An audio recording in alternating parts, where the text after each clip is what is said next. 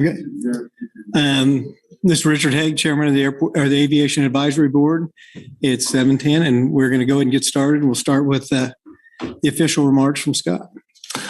Thank you, everyone. My name is Scott Wagner. I'm the Lawrence Airport Manager. Welcome to the May 18th, 2022 meeting of the Aviation Advisory Board. Sorry, we're a little delayed tonight. We were out at the airport at a tour of the Lifestar hangar. I have a few housekeeping items for this.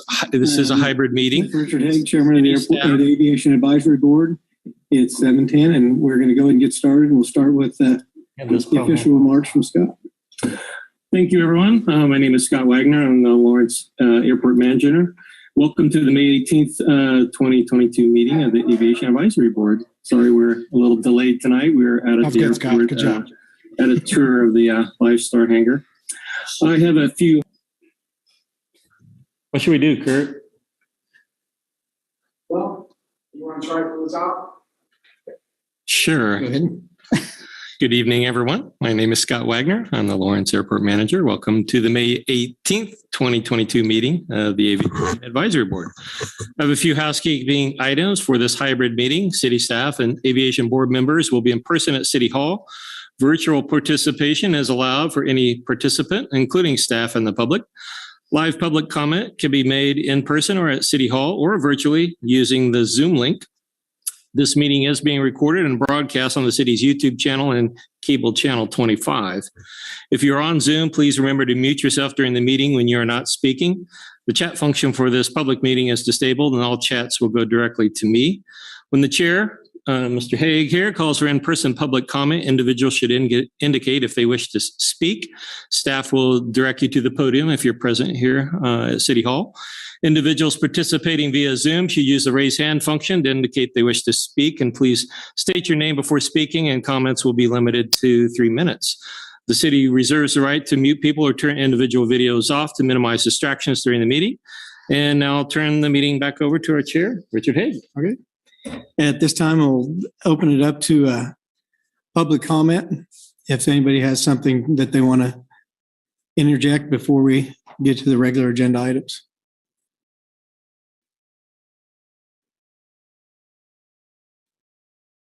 Anybody online? I'm not seeing anyone online. We'll go to the first item on the agenda is to approve the February 2nd meeting minutes. And does any of the board members or anyone have anything they'd like to see changed on the minutes? The only comment I have, Richard, is that the meeting was scheduled for a specific date and we changed it. And I don't know if we need to alter that in the minutes or not. Okay. Just a notation that it was shifted to another. We can do that for this meeting because this is the meeting that was shifted. Yeah. And this was the minutes on the last meeting. It said it would be whatever the date was, May 3rd or whatever. Yeah, but since the meeting was planned at that time, it was changed after that. Yeah. We just go with what was stated. Okay. That's fine. Just wanted to make sure.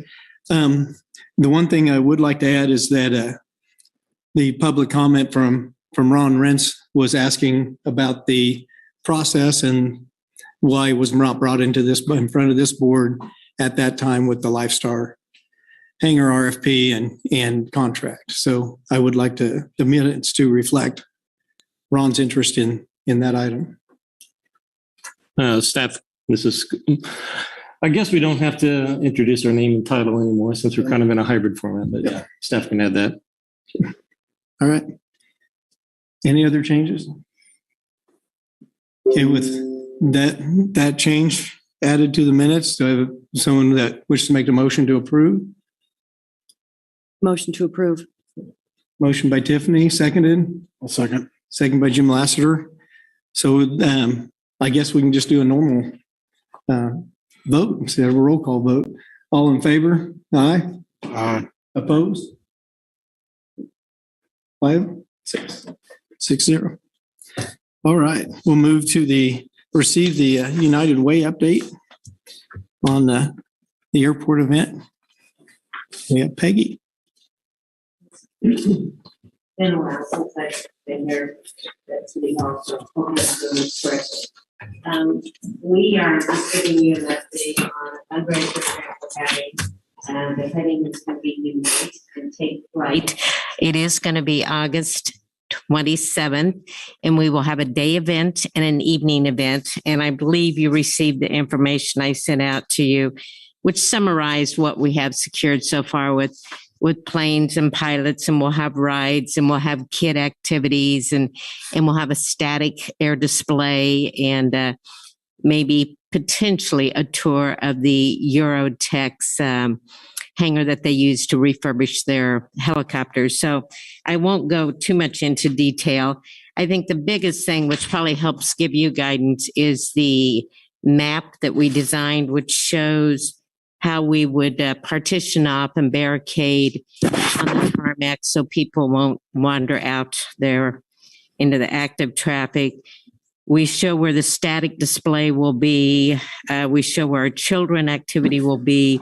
We have spaces for handicap parking, several porta potties throughout. We have our location for parking in general.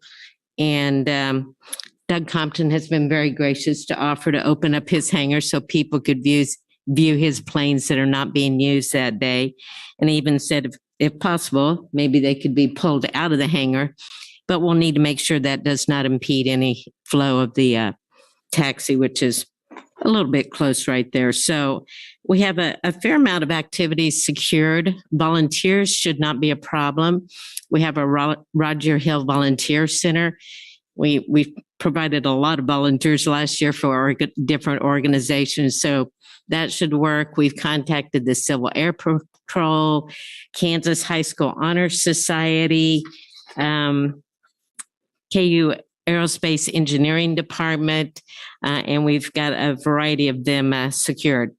Derek Rogers with Park and Rec has been very accommodating in supporting us with shuttle buses if we need flow over parking at the Tanger Mall, and with some barricades. So everything really is coming along quite nicely. I would just open it up for any questions you might have that I could clarify.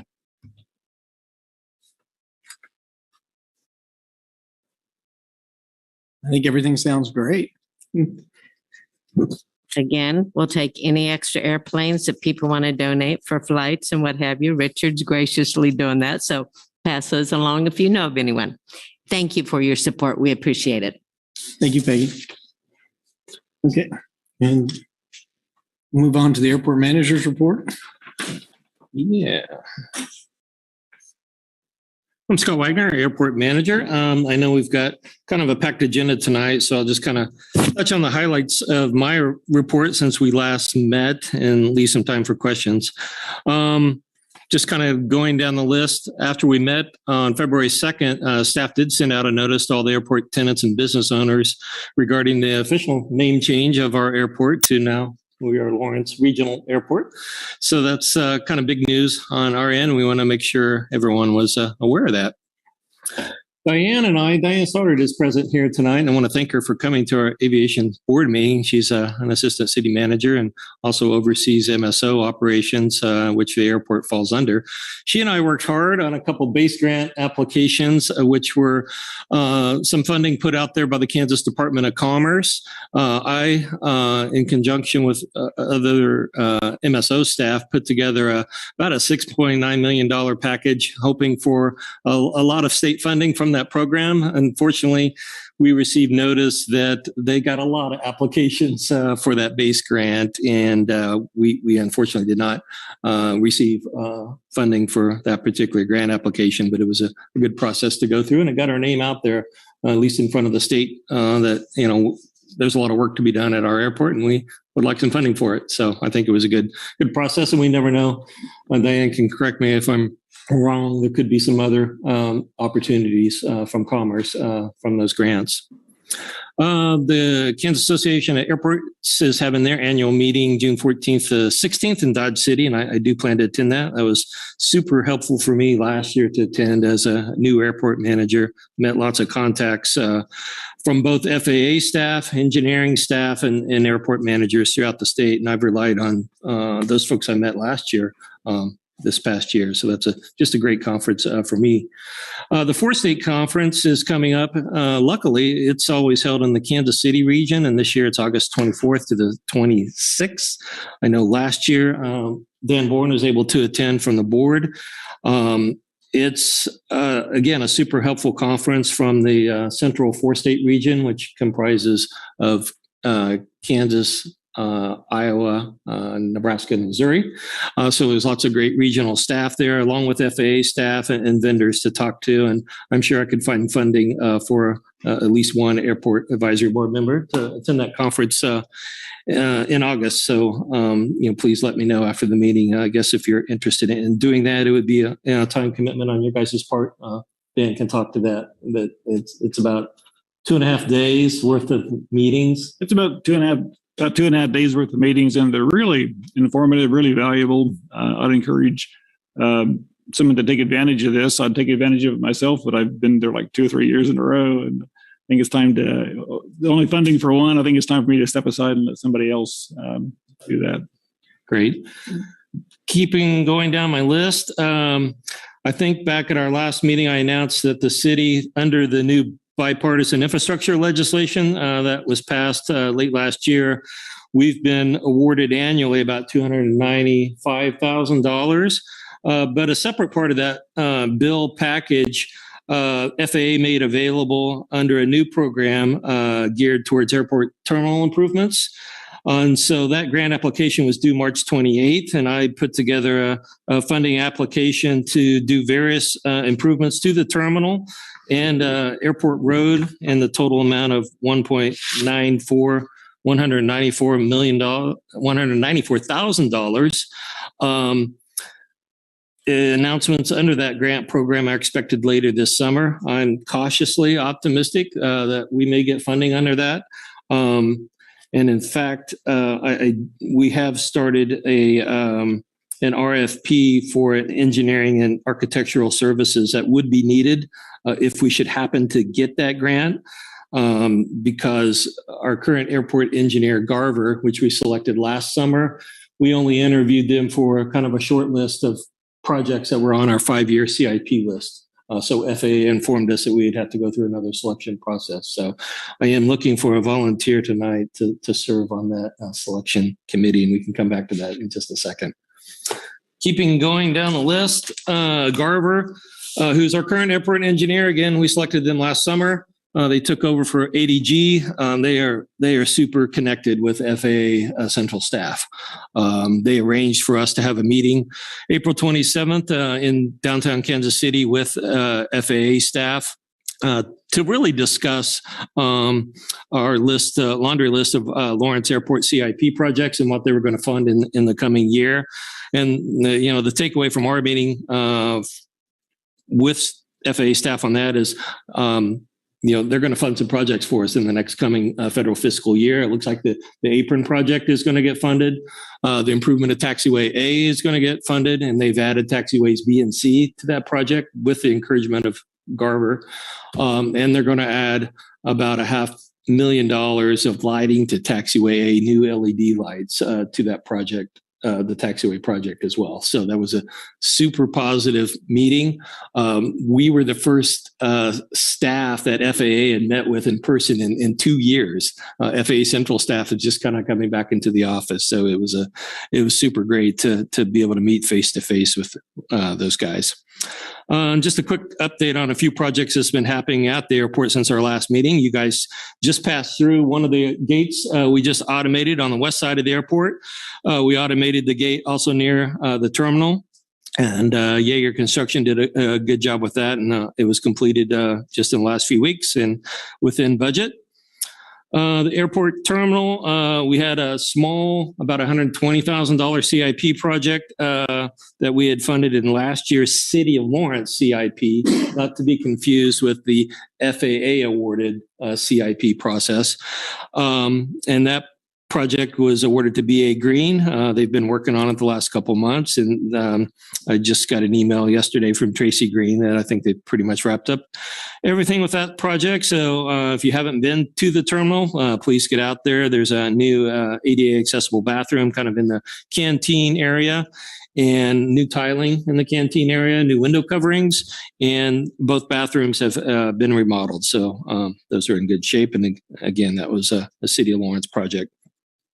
Couple priority maintenance projects that's been happening at the airport. New heaters have been put in the maintenance hangar that Hetrick Air Services uses. And that was about a $30,000 project. And it was just completed a few weeks ago. We also put new windows in there in that hangar at a cost of about $14,000. I think I went over this project at our last meeting, that the fuel pumps are kind of at the end of their life, and we've reconfigured some funds to address that issue. I had a meeting with some of our MSO staff in April. They've put together some cost options, and they believe that they can at least amend the fuel pump equipment that needs to be replaced within the budget we've put together, $50,000. And I'm just waiting for some firm estimates from our fleet maintenance staff on that project. The drain replacement project, that turned into a much bigger project than I thought it was going to be. We had a sinkhole kind of developed at our fly-in event in September. Once staff got to investigating that a little bit more, it was determined that kind of the drains off the apron there really needed to be replaced. And so that turned into almost a $40,000 project. But hopefully that will address a lot of the drainage off the apron. And if it doesn't, Garver will be looking at that as our design engineer for the apron project as well, and making sure that new grades established with the apron project, drain the apron properly. Let's see. And finally, a couple fun items. Gave a tour to students from the Kansas School for the Deaf out of Olathe last week at the airport, and they got to walk through the Eurotech hangar, and they got to sit in Derek Rogers' Chinese yak, I guess is what it's called, airplane. And it was just a great opportunity for those kids to come out to the airport. And finally, as you guys know, you were just out at the Lifestar hangar.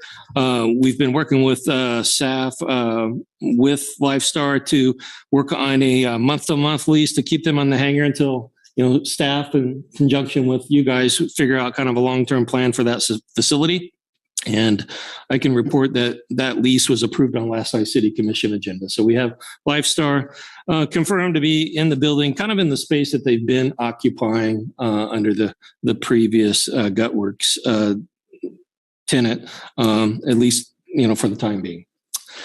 So I think the only item I needed to return to is probably a volunteer to serve on an RFP selection process for the terminal project.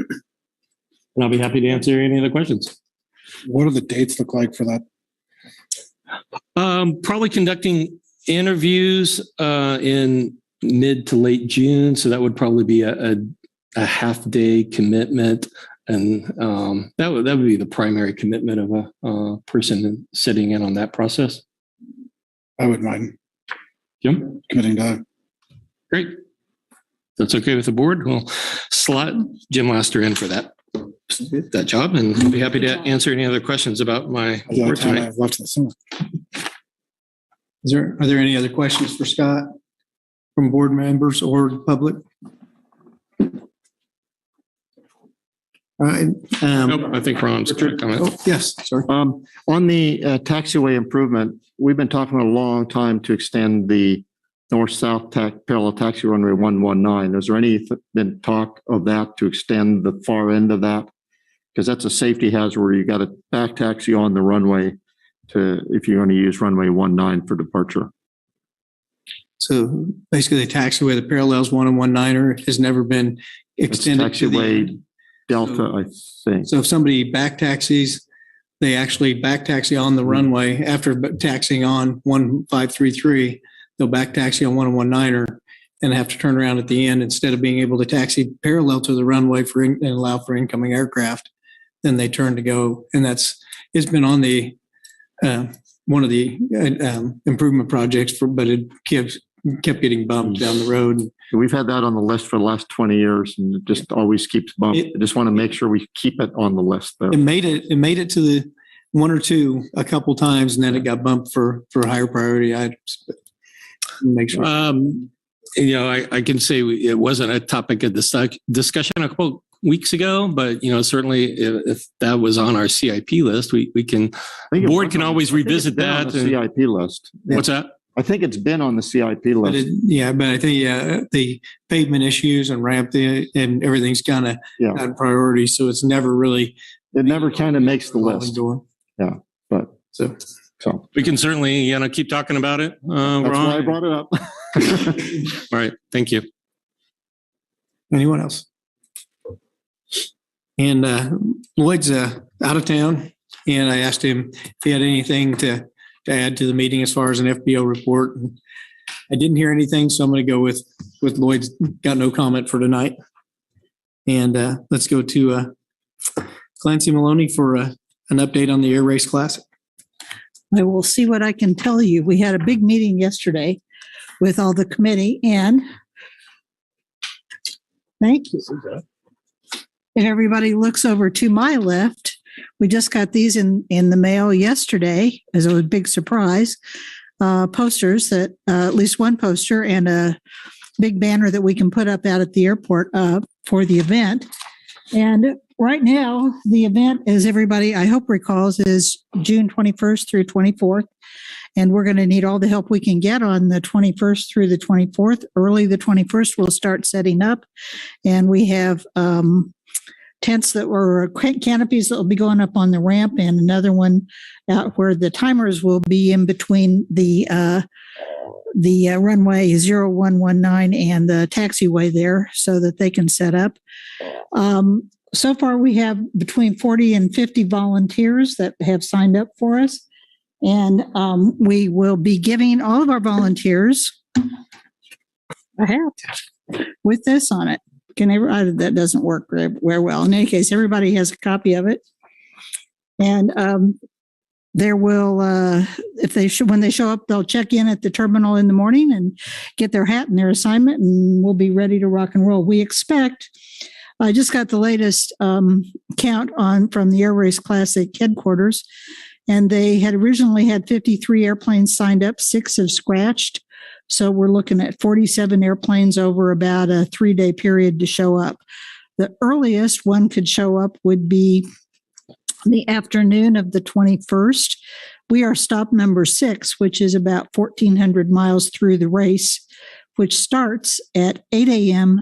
Eastern Daylight Time, but has to conclude by 8:30 p.m. local time, wherever the airplanes land. So if somebody were really speedy and really diligent, they could make it all the way to Lawrence.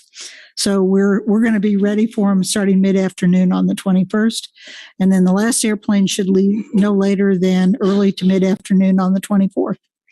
So airplanes will be here between 6:30 in the morning and 8:30 at night for 4 days. That's all I got. Questions? And we'll take any more volunteers. If somebody does want to volunteer, who do they get a hold of me or Tammy Willits or Sarah Thompson? But if you can find me easier, I'll pass you along. Very good. All right. Thank you, Clancy. Mm-hmm.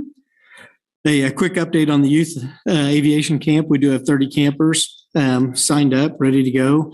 We were able to go through all the old inventory on T-shirts, and we do have enough T-shirts for all the campers.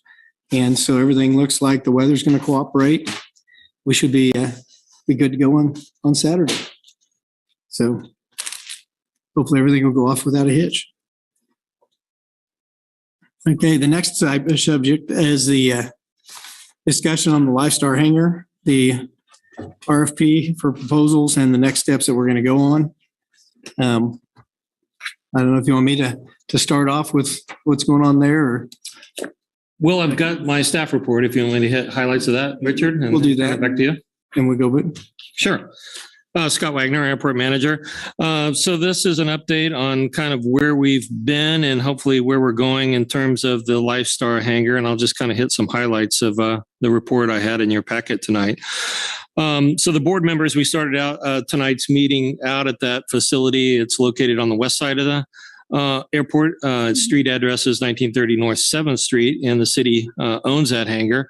The hangar has been leased by Gutworks LLC, a Lawrence company owned by Ron Renz, and Ron had entered into a 20-year lease for that facility in March of 2001, and that lease expired at the end of March 2022, and we extended that for one more month. On September 24th, 2021, we had provided notice to Mr. Renz that we weren't going to automatically extend the lease and that we were going to go through an RFP process for use of that hangar. So as you guys found out tonight, the hangar is also occupied by Lifestar of Kansas, and we learned more about their operations and how they're utilizing a portion of the hangar this evening. And of course, we learned how they serve Lawrence and Northeast Kansas from that facility. So as I had expressed to various members of the board, it's been, our intent to keep Lifestar as a tenant at our airport. We've learned how important they are to Lawrence Fire and Medical Services and serving this community. And so, as I reported earlier, we do have them at least on a month-to-month lease currently, which we didn't have before. Kind of a quick breakdown on the building as you walk through it tonight. The portion of the building where the hangars are located was originally constructed in 1961, so it's going on, 60 years old now. It previously kind of served as a community hangar. And then the city added about 2,200 square foot of office space in 1999. So that was kind of the portion of the building that we entered into, where Ron had his office space and where Lifestar has kind of their office sleeping quarters and their medical crew. So it's that far west side of the building that was added on. So the process we went through, we issued an RFP in November.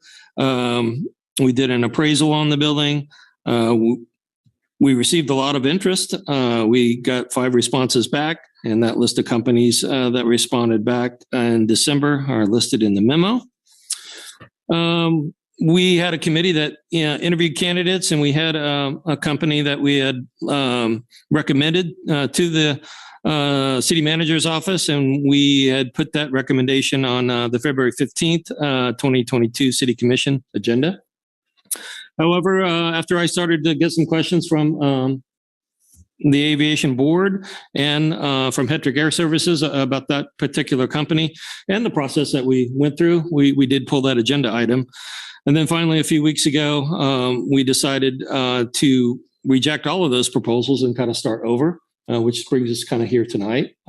Staff is ready to listen to the board in terms of what you would like to see with that hangar going forward. I did put in there some FAA limitations in terms of what hangars can be used for on airport property. But basically the crux of it is they need to be used for aeronautical purposes. And that kind of list of details is some of in the Federal Register that was provided with the agenda packet. So the possible list of options, I did kind of list them out. And of course, you guys may come up with something that's not mentioned here. But one possible option is to work with Lifestar directly, either on a short-term or a longer-term lease of that facility. Lifestar provides a critical public safety resource for the city. So it's within the city's authority to just enter into direct negotiations with Lifestar, if that's the direction of the board. Of course, staff, you guys are an advisory board. We're going to take your recommendations and bring them back, depending on what you decide tonight, either to a future agenda of this board or bring those recommendations directly to the city commission. A couple other options. We could start a new RFP process for the areas of the hangar that's not occupied by Lifestar. So you kind of saw those areas tonight. And if it's not clear what areas are kind of available, we can discuss those. So if the board desires to go through a new RFP process, we kind of need some clear direction. Is it to bring new businesses to the airport? Should Lifestar have a priority use of that hangar? Should selling the hangar be an option or not? And that's kind of the second option I have listed. And that was one of the options of the RFP that we initially issued back in November. And I can say in hindsight, the result of kind of that RFP process presented not really a an apples to apples set of options for the evaluation committee, because a couple of the proposals we received were really strong, I would say, in terms of the purchase of the building, but not necessarily a clear vision for what that entity wanted to do. A couple of other options we received had more depth to them, for lack of a better word. So, staff is looking for some clear direction if you as a board decide to go through another RFP process. We need to kind of clearly state what the goals are. Final option I put out there, the city's always hiring consultants for one thing or another. We could have a consultant take a good look at, what the airport needs and what that facility, can handle. We heard some limitations tonight as you guys toured the facility, of the types of aircraft that can fit in that hangar and what the current limitations are. There certainly are some in terms of reuse of that facility. So with that, I will turn it back to the board chair. All right. I think it'd be best to start off with a little history of the recent years of the Lifestar hangar. Lifestar's been in Lawrence for about 20 years. The hangar was modified. About $200,000 of private money was put into the hangar by Ron Rentz, the tenant of the hangar, to accommodate Lifestar. And he has been to more board meetings than I have to represent Lifestar in their interests to make sure we had a emergency helicopter operation in Lawrence, Kansas. So he did originally bring it here. His company has been active and in good standing with the city. And so when this process started, the question I had for the city is, why do you not evaluate, since they're looking at different rates for rent and things like that? Why are we not just doing that and offering Ron, hey, this is the fair market value of the hangar. Here's what it is. And I did not get an answer. And in fact, the last couple of months have been pretty challenging trying to get answers on how everything progressed to get to where it did. And the RFP is, to me, shouldn't have been written the way it was written. The community of Lawrence and Douglas County really benefit from Lifestar. And the whole time that they were starting to tell Ron that they were not going to renew his lease as a tenant, and that they were looking at the, quote, highest and best use of the hangar, they wrote an RFP to accommodate one person and one company that was filling out that proposal. And Lifestar was not mentioned in the RFP whatsoever. And to me, not including Lifestar in any part of a hangar deal is just unconscionable. And so as we look deeper into how the decision was made, how the RFP was written, who it was written by, and the fact that the same person that wrote it lobbied subcommittee members to vote for the person that they wanted to go.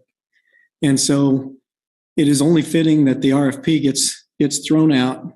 And this actually opened up some other doors as well. Is the advisory board works great with doing community events. I mean, we're good at the aviation camp, at promoting the air races and bringing the community to the airport.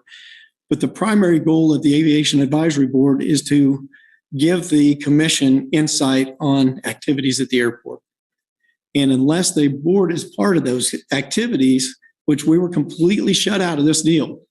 And in fact, when I first initially asked Scott for information, I got zero. And I was told at that time, it's not the board's position. The board doesn't need to be in the middle of any of this stuff, which is not true. Our board goes to the commission. We're the ones that when we meet a commissioner, we should be able to tell them all the exciting activities that we have.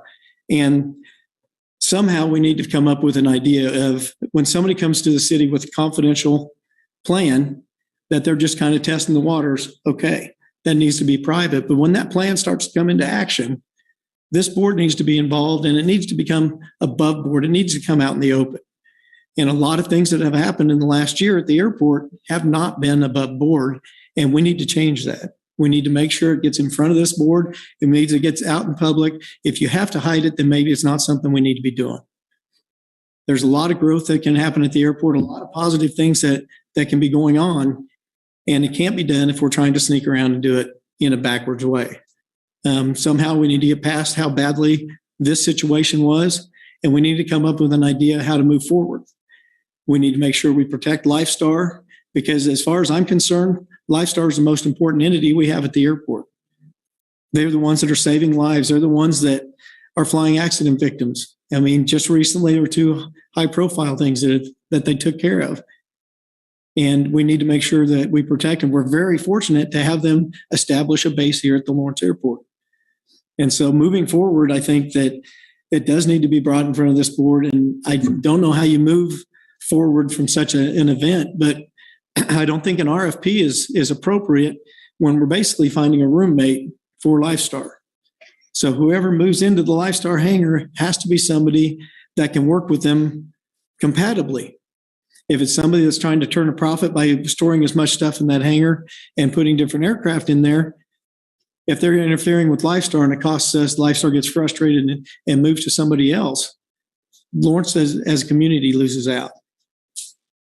And so as we move forward, I am interested to see what we do and how we do it. And we don't need to be withholding any documents. We need to just put, if it's in the plan, it needs to be presented and keep it going. If somebody wants to build a new FBO at the airport, bring it out, bring it in the open. Let's see what's going on. Let's make sure it's feasible and it'll work. You cannot have just a one monopoly, but it has to be appropriate. It has to be fair for everybody. And so as we move forward with other hangars, with other ground leases, we need to just keep everything above board and move forward. Because this one, I can tell you, was a fiasco. And it was extremely frustrating to read a lot of the comments and documents that I read. So the one thing is, at the end of the day, I want to be able to look at somebody and I want to be able to say, why did you choose this person? What did they bring to the table to make you choose that person? And it should be excitement. It should be, they're bringing this new business and adventure to the airport. They're bringing this activity. They're if it's the highest and best use, you should be able to shout it from a rooftop and say, hey, this is the highest and best use. But shutting down one company to say we're going to move somebody bigger and better into it without a person to move in is going to be a challenge. So I am open to suggestions on the Lifestar hangar issue and see which way we can go with that. Like I say, it's like finding somebody a roommate. We need somebody that whoever moves in or whoever leases the other half of that hangar really needs to be able to work with Lifestar. They're going to be sharing expenses. The building only has one set of utilities. They're going to be sharing a lot of other stuff. A lot of the facilities, they are shared. And we want to make sure that they're compatible and we keep Lifestar and keep them going. And I've told everybody all along when this was unfolding that Lifestar is my priority. And I didn't see it being a priority. If it was, it would have been mentioned in the RFP. And the response and people that were responding to the RFP were graded on something. How do we keep Lifestar going? We need to make sure that we do. So I am open to suggestions on how we move forward from this. And the one thing I would really like to have from staff sometime, which now I know I'm not going to put anybody on the spot, but I would like to know when an item goes from the confidential, hey, we're interested in this phase, to we're planning this and we need to put it out for review and put it in front of the Aviation Advisory Board for comment and for planning. Had that happened with this would have been stopped way before it got to the point that it did. So, does anybody have any questions or comments that they feel towards this? Chris? Say, Richard, this is Chris Coleman, Aviation Board Member. I heard from other people in the community about the importance of Lifestar, and it seems to be something the community really wants to support. Seems to me in this situation, we ought to consider leasing the entire hangar to Lifestar and then allow them the ability to sublease. And as you say, let them choose their roommate and dictate the terms to the partner that they choose. That way they're in control and we're helping to ensure that Lifestar, is going to be operating at our airport. Yeah, I was thinking something along the same lines. If we could get Lifestar to expand and take over the whole building, they just sublease out the part that's empty right now if they're interested in doing that. My question is for Scott. Is there any restriction on subleasing? I don't know how that's been done in the past. I understand that previously it was just a handshake with from Gutworks to Lifestar, which, I mean, it's an honorable thing, but are there any legalities? I know when I was leasing other hangars, I had to have any sublease approved by the city or the county or the university in my case before I could do that. I'd like to address that comment, Clancy. Okay. Go ahead. It's Ron Renz, who used to have the Gutworks hangar. Yeah. We leased the hangar. We had plans to do something totally different than we ended up. Mm-hmm. We brought Lifestar here because it allowed us to save our business. Mm-hmm. And that sublease was 100% approved, not only by the Airport Advisory Board, it was approved by the City Commission. Okay. Under a 7-0 vote. Okay. That sublease changed significantly when MedTrans bought Lifestar. So typically, we could not lease it, sublease to MedTrans without city approval. Mm-hmm. We went back to the city manager's office for approval of that. We've been waiting for 10 years for approval of that sublease. Mm-hmm. I can tell you that the sublease that we submitted to the city is virtually identical word for word to the sublease that Hetrick has with Eurotech, because it was written by the same attorney. Hetrick's sublease to Eurotech was approved in 2 weeks. I'm still waiting for approval, 10 years later, for approval for the MedTrans lease, because there has been a significant discrimination by one person who is no longer employed by the city against my business. And that's why. Thank you. Thank you, Ron.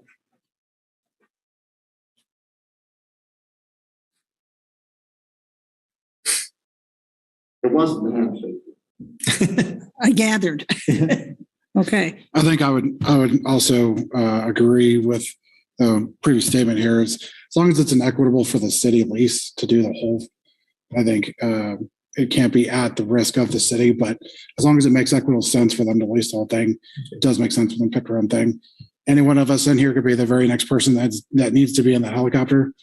I just heard they need to be a little light on fuel to pick me up, but that's something I think I took very seriously as we went through there. Literally anyone in this room could be the next one in there, and I want that here. And I think that could be, as long as it makes sense to the city, it makes sense to the county and the community. And I would vote for having to lease the whole thing to them as long as they were on board for that. Do we know if they're on board for that? I know they're. I think that's something the motion could be that the city work out a lease agreement with Lifestar to, as long as they're, and it could be part of their month-to-month lease, because I know there are some other people that are trying to maybe improve Lifestar's facilities for them and do some other things that will add to keeping them more updated, maybe actually have real plumbing in it. Who's responsible for what in terms of updating in the building? Well, the city owns the building. Right. But as far as the amenities inside, I'm not sure how that would work, because that's improving for the tenant, and that may probably be a tenant thing. But I don't know that that's, where that's going to be. I think that's something maybe we could, as a board, have a motion that the city engage in that type of discussion with Lifestar and come back to the board with what kind of agreement they have, that then the city would approve whatever sublease that they come in. The challenge with that is it is a month-to-month lease.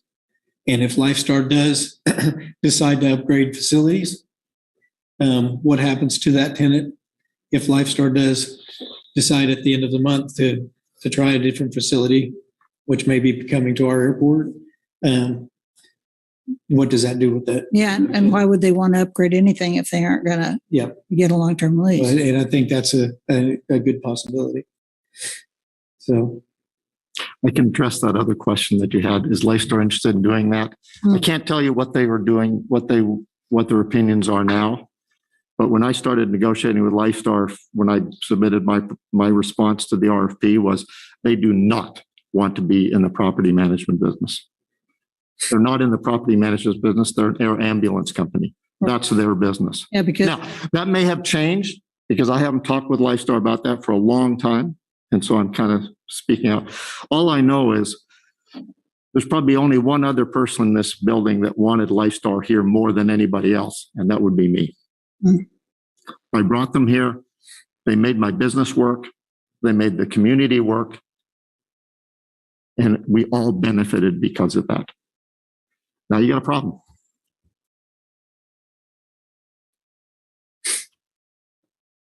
Thank you, Ron. So do we need a motion for the city to negotiate the continuation of their extended part of that hangar to accommodate Lifestar, or what do we need to do for that part? Well, staff is looking for a clear direction on this issue. I would certainly want a recorded vote if that's the direction of the board for staff to, we would take this recommendation to the city commission, and Diane can correct me if I'm wrong, for final, because you guys are an advisory board for final authorization. And the action before the city commission would be to authorize staff to enter into lease negotiations with Lifestar. Okay. But yes, the staff is looking for direction at tonight's meeting. I don't know if we've exhausted all the public. I have one more question. Board comment. What are the pros and cons, Scott, of the potential sale of this building? The documentation I looked at mentioned that there are some significant FAA airport management considerations in selling either the hangar or the ground lease or something like that. So, I mean, is that, did we get any kind of realistic feedback on that kind of proposition? So the question is on the sale of the hangar, which we had in the original RFP, and we did receive responses back from several firms that wanted to buy the hangar. The whole thing. To the whole thing. Of course, the city would have to maintain a ground lease. We can't sell airport property, so we would lease a portion of the underlying ground to the purchaser of the building. So that is an option. I was quite frankly surprised by the appraisal number we got back on a 60-year-old facility. But as some people know, steel prices are increasing, and it's expensive to build a brand new hangar at our airport. So it does have value. One of the things that staff discussed when we had that option in the RFP was, each year that we get CIP projects awarded from FAA, they come at a little cost. There's usually a local match that matches is usually about 10%. And on a couple $1 million project, that adds up. So one of the thinkings of staff and having that option in the RFP is we could utilize some of the funds from sale of that asset for helping us make our local matches on FAA CIP projects versus having to ask the governing body to dip into city general funds, which come from our local mill levies. So that was a consideration we had talked about with staff. In terms of moving forward, though, if it's the intent of this body to make sure Lifestar is on our property, that with this particular hangar, if we were to sell the building, it would get a little more complicated, I think, because Lifestar is not in the building acquisition business. Right. In talking with Lifestar management, they lease buildings, so they did not. They put in a response to the RFP, but it was for a lease of the entire building. Yeah, and I gathered that they didn't want to purchase. So right. So I think is it a potential restriction on the sale of the building if that were the decision? I'm not saying it is. I'm just asking the question. I mean, can you restrict the use of the building if you sell it to keeping Lifestar there because of if we sign a lease with them, for example? I know that some properties get sold with a lease in place that stays in place. So I don't know if that's a possibility or not. I would have to probably work with our city attorney staff on some complicated, probably ground lease arrangement. I think there are a lot of questions To here. explore that option. My personal feeling on it is with what Chris said, is that we enter into a lease agreement with Lifestar. And if things come through like they may come through, Lifestar might not be in that hangar very much longer. I mean, it may be just a year or so. But if Lifestar, while they're in that hangar, while they want to be a tenant, I say that we allow them to choose and be the tenant and choose who they sublease to. But at the event that this lease is expired, then at that point in time, the city look at the sale of the building with a ground lease. And one big advantage for the city is if you sell the building, you no longer have to maintain that building. One counter of it is once the city doesn't own that building, whoever owns it now pays property tax on it. As long as it's a function of the city, especially Lifestar, there is no property tax collected on that building. Okay. But once it's sold, then that private property owner would become liable for the tax.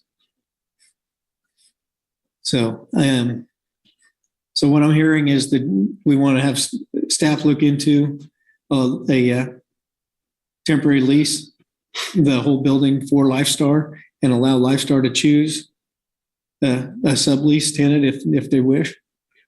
Is it for the city to kind of negotiate with Lifestar to do that?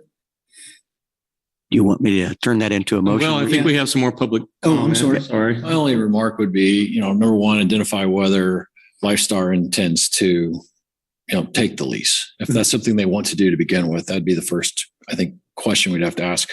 The other thing would be to consider at the end of the term of that lease, whether or not there's interested proposals in the community that may accomplish what your airport vision is for the city and for the board, but then to potentially just for consideration here, offer a potential lease to own option, whether somebody wants to buy it outright or lease it and sublease it, with the same opportunity that you might offer to Lifestar, that may be something to think about.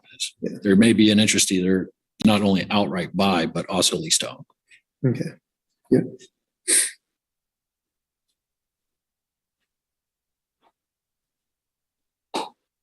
Any other?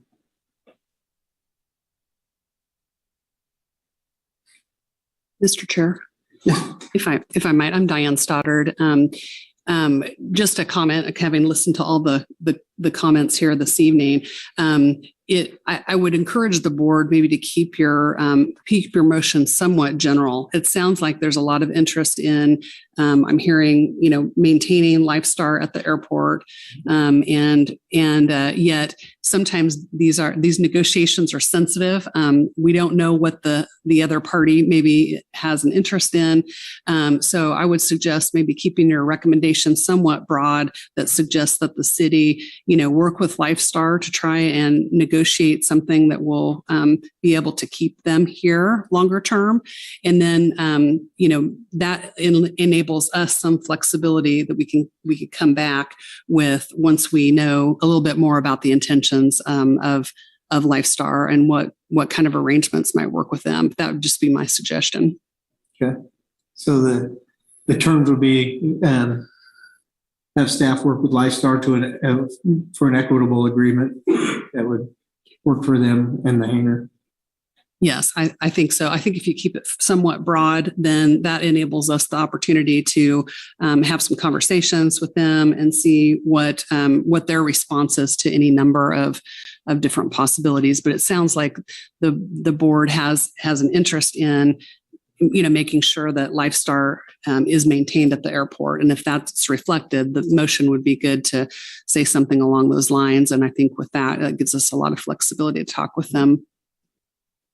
Diane, excuse me. Go ahead. Thank you. These communications then that you would enter into then would be more transparent. We would have an opportunity to know more about the procedures as they're going through.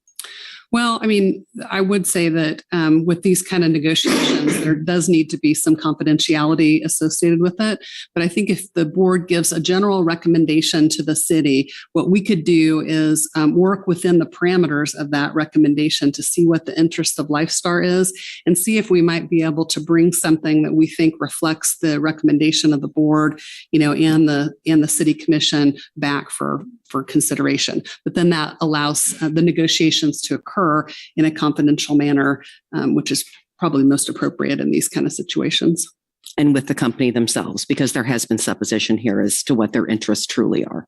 Yeah, and I think that once a little bit more may be known about what Lifestar is wanting, then we could also come back with some, that may point us in some direction. So, for example, if they're simply not interested in having the lease on the entire building, we would know that piece of information, and then from there, we could probably proceed with the next step and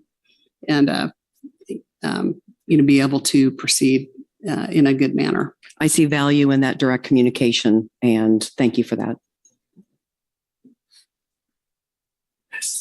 Any other public comment? So the motion would be to have staff work with Lifestar so an equitable agreement to operate the hangar or lease the hangar, and if so chooses for somebody to sublease portion of it be. I guess what would the best way to word that? I'll leave that in legal terms. Even if you might want to make it as broad as, this board is recommending that we work with Lifestar in such a way that enables Lifestar to be able to stay at the airport and, work accordingly on an agreement with Lifestar related to this building. Then I think that leaves it pretty broad and within which we can kind of do see what their thoughts are. Can we just go with the motion as Diane has stated it? I'd be happy to make that motion. Okay. There's a second. I'll second it. Moved and seconded. All in favor? Aye. Opposed? Okay, 6-0. All right. Doug, we need to talk about what your plans or request is. My name is Doug Compton. I'm with Hetrick Air. We built the latest new hangar, or maybe the newest hangar that's been built in a long time. We've been meeting with city staff and Scott about building a second hangar. Our plans were done probably a year ago. We reached a deal with the city to build a second hangar just to the south of the 20,000 square foot hangar that we currently have. What's happened in that same year was price of steel's gone up 30% And so the second hangar, which is about 3,000 feet smaller than the last hangar we built, came in about 20% higher than we built the last hangar for, that's 3,000 square foot bigger. So we kind of been waiting for the price of steel to come back down to build the second hangar. Since then, there's been so much interest. Our hangar's full. We don't have any more space, and we're turning away business every day. So we met with city staff a few months ago. I met with Diane and Scott and some other city planners. Instead of building a 17,000 square foot hangar, we're looking at building an 80,000 square foot hangar. And I talked to Rich yesterday about sharing our plans with the advisory board at their next meeting. He told me it was in August. I asked if we could maybe meet sooner than August. Because if we are going to do this, it's something we'd like to start on before wintertime comes. It used to be when we'd order a metal building, we could get them in 90 days. Now it's 9 months to a year to get a metal building, on top of the 30% cost increase from steel. But because we have so many people that have requested to move their airplanes, there's just no hangar space out there. There's none at the downtown airport. There's none at Johnson County. There's just no space. So we actually have probably 6 jets that we could move to Lawrence as soon as the new hangar's done. So instead of building a 17,000 square foot hangar, we're now looking at an 80,000 square foot hangar. We had already worked with the city about extending the existing, what do you want to call that, taxiway. Yes. And I think the city actually put it in our budget to extend it to our 17,000 square foot proposed hangar. So what we'd have to work with the city with now is also if we build an 80,000 square foot hangar, which the site plan's been done. We actually have architects working on the building as we speak. That taxiway is going to have to be extended now further than what we originally requested the city to do. My proposal would be as soon as our plans are done in the next 30 days, I would like to be back in front of this board, share those plans with you, share the amenities that we'd be bringing with the new 80,000 square foot hangar. And those negotiations are going on right now. They're about done. I would say we're probably a week or two away from having those done. And I think it'll be exciting for the airport. It would be all new services. Not only would be about half the hangar would be used, about 40,000 feet would be used to store existing aircraft like we do in the 20,000 square foot hangar. The other 40,000 feet would actually be a paint, interior, and a maintenance shop.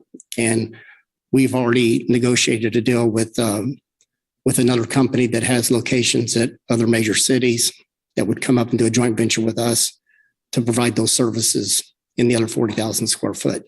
So now you're talking about a game changer at the airport. You're talking about planes coming. We currently own 4 of our own airplanes, 2 twin engine turboprops and then 2 jets. We currently have to send those things St. Louis, Centennial, Colorado, LA. And the problem we have right now is it's 6 months to a year to get an airplane in right now to even get service work done. It's kind of like everything else that's been affected by COVID. You can't get them in. So the game changer for the airport would be now all of a sudden you're talking about aircraft coming from all the United States to Lawrence, Kansas, whether it's to get paint, interior, maintenance work. So part of that whole negotiation was, and I told Diane and Scott this, we had also talked to Lifestar about moving them into our new facility. They gave us their floor plans they wanted. They were excited about maybe getting brand new space because they're in a 60-year-old hangar. Because our goal was, based on the last RFP, was to keep them at the airport, give them brand new space. If that's a possibility, fine. If Lifestyle would rather stay at the hangar they're at, we understand that. I just wanted to make sure they stayed at the airport, and I was trying to offer them versus spending a huge amount of money to refurbish a 60-year-old hangar. We could do that at the same time we're building our 80,000 square foot hangar, and we'd make them priority. We'd give them the location they wanted. So that's part of our plan that Land Plan Engineering has worked on right now for the site plan. When all that's done in the next 30 days, I would like to be able to come back and share all that plan with you all, get your input. At that time, I could share who the national company is that we'd be teaming up with to do paint, interior, and maintenance, stuff like that. And I'd be happy to provide a list of other aircraft owners that have already reached out to us about leasing space in the new hangar. So it could be a ton new activity at the airport. It's more fuel cells. It's more sales tax revenue off of the sales tax off of the parts and services and all that stuff. It could be as many as 20 to 25 new jobs created at the airport. So I didn't come down here tonight really to lay all that out there, but since we're talking about everything, and I think Rich already knows some of these plans, I've met with Scott and Diane. We're pretty far along, not that I expected approval, we're pretty far along of coming up with a concept plan that we could bring to you all and get your input on it. Doug, would that stay under the Hetrick name? Yes. Well, Hetrick Air would still remain. I mean, that's just such an important part of Lawrence Airport. And they still have their maintenance shop that they would continue to do. And, they're we're a Robinson helicopter dealer. We currently have 2 helicopters right now sitting at Hangar 5 in Kansas City. We don't have any place for them. So yeah, all that, Hetrick Air would continue to operate like it does now and run its maintenance shop, do its Robinson helicopters. But Hetrick wouldn't be involved in the new operation in the 80,000 square foot hangar. But the one concern that Doug has is a lot of things in aviation are a delay, and the sooner you can get started on them, the better. And so he's requested that when these plans get formulated, that we organize an unscheduled Aviation Advisory Board to meet, to go over this criteria, to, if we approve it, get it moving, allow them to keep going so they can break ground as soon as possible to bring this new addition to the airport and do that. So I guess that's what we're going to do is you're thinking about 30 days. So sometime toward late June. We would like to be back in front of you late June with our plan. So it's been a long time since we had. My only request is not the 20th to the 24th. Well, I was thinking though, you'd already be at the airport. So if we have the meeting. Yeah, for 18 hours a day. But I would like to keep that open. Yeah. And I know with the Open Meetings Act that I just can't reach out to you guys, but we can reach out through Scott. And when Doug lets staff know, lets us know, I would like to be able to react and try and get that going so we can keep things moving while we can. And having an 80,000 square foot facility out there would be incredible. And that's, I mean, when the master plan was drawn up about 10 years ago, 12 years ago, this was not even part of their image that they thought would do. The biggest addition we thought we were going to get then was some more T hangars, and which we still could work on. We still need to do that for community people, but we really do need to act on this and keep it going. Yeah, when we spent almost $3 million building the last hangar, and I wasn't sure that we'd have planes other than the ones we owned in there. And on game days, our planes are sitting outside, so we can put for graduation, for football games, for basketball games. Those people come to town and they want to park their planes inside because of weather. Our planes are sitting outside because they're sitting inside. But an 80,000 square foot hangar is not $3 million. It's $20 million. There's 5 platted lots to the south of our new hangar. We will need 4 of those 5 platted lots. We've briefly discussed with the city that to replat that into one lot, 4 of those lots, because 80,000 square foot hangar will eat up 4 of those lots. But like I said, the site plan is basically done. The building engineers are in the design phase right now.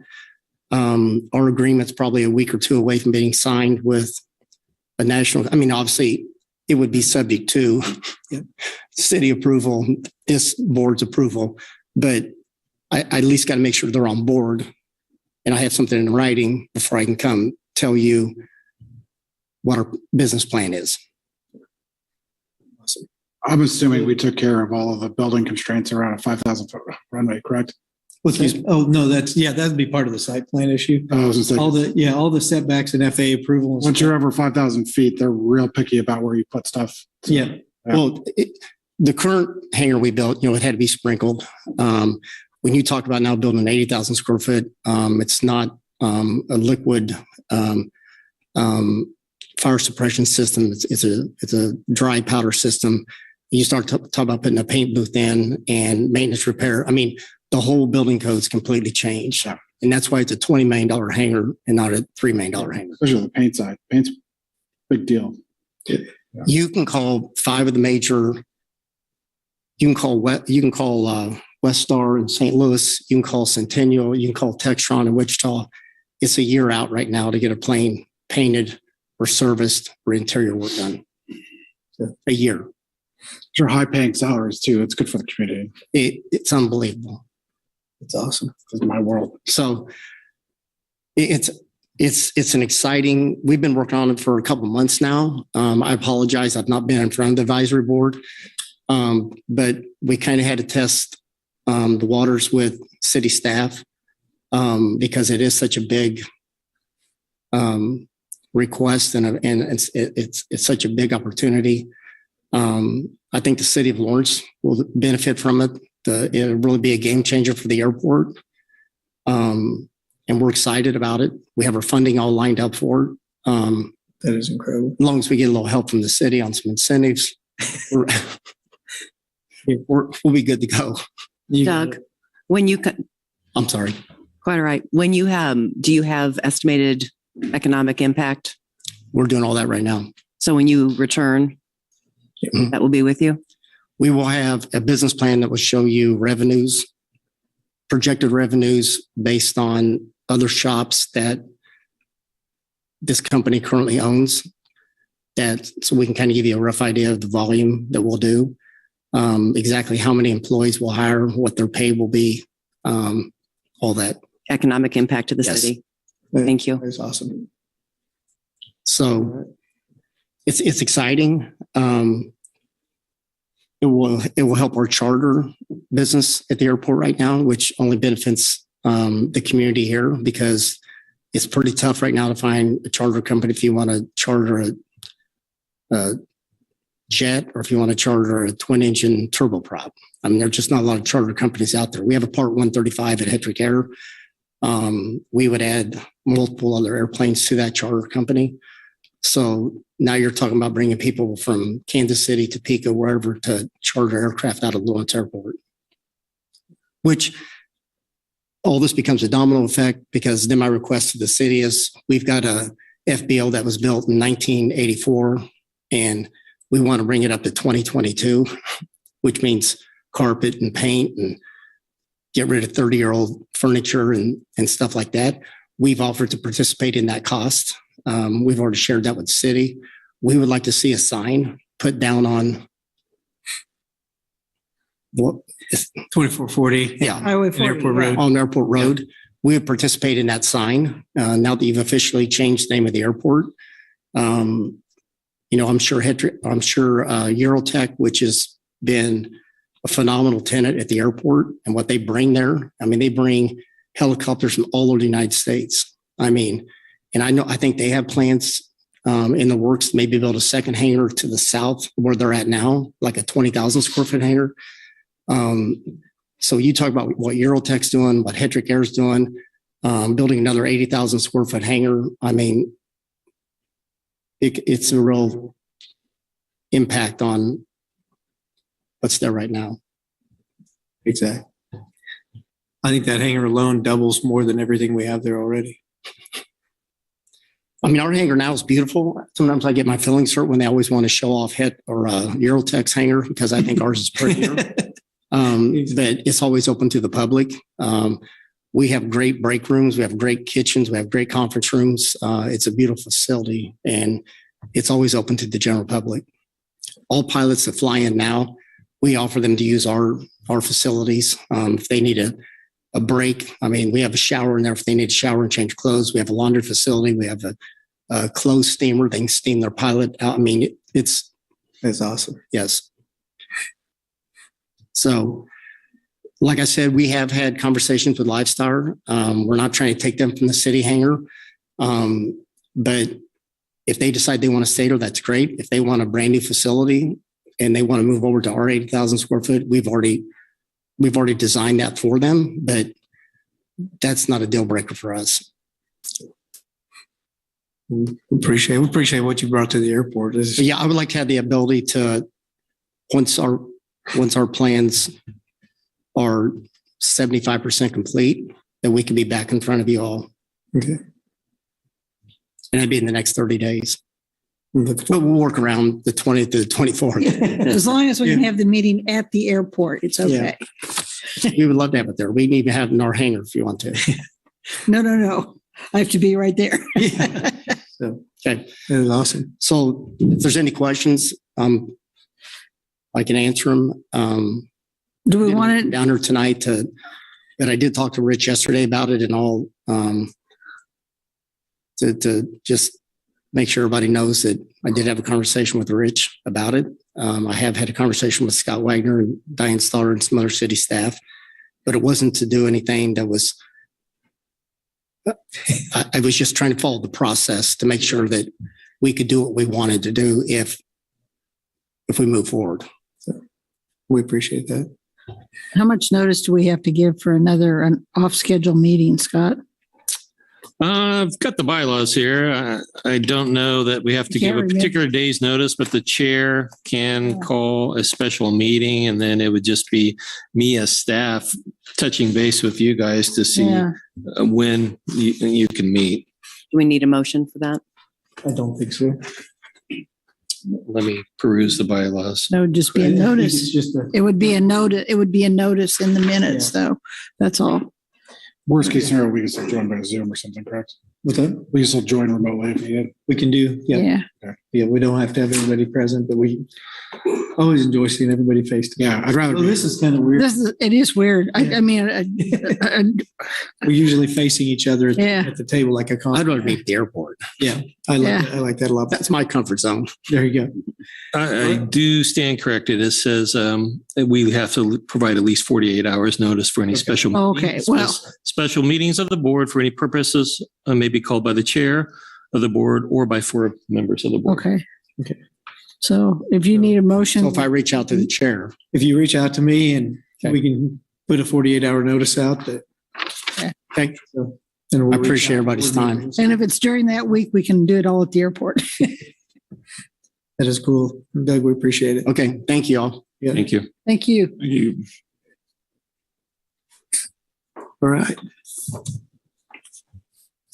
So the next officially scheduled meeting is August 3rd, but we will plan on a meeting in between and get this going. If it's before the air race, then we can touch base and make sure we're all in line and just add that. But the primary will be to address that. And I think that's one of those issues that's pretty good to do is figure out the differences when that goes from the planning stage where it's confidential with the city. We're putting this together to when it goes in front of the advisory board and then the commission. So does anybody else have any comments, any questions? If not, we can adjourn. All right. I so move. Motion. There's a motion by Clancy. Yeah. Second by Jim. All in favor? Aye. All right. Thank you all. Meeting is adjourned. Thank you.